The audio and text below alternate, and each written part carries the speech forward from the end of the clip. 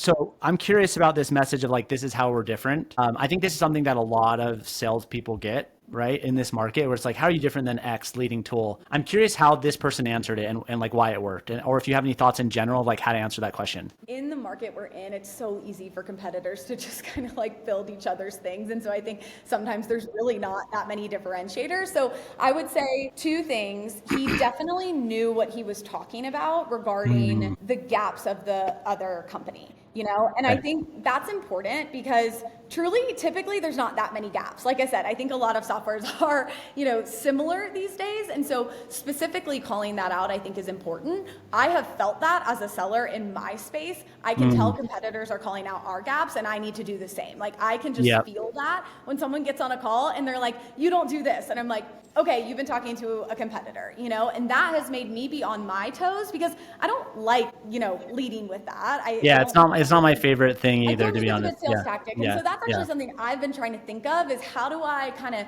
do that in a not sleazy way? TLDR is that he just really did a good job of kind of keeping a tight sales cycle, following up on things, using me for information. And again, I enjoyed working with him. I think that is so important. He made it easy for me. He kept it really tight. He knew what he was talking about. Every call he showed up prepared. He knew the right people. I would get on the call and he's like, okay, so what do you think so-and-so will care about this? And I'm like, all right, you know what you're doing. And that made me want to work with him. It made me want to champion this software internally.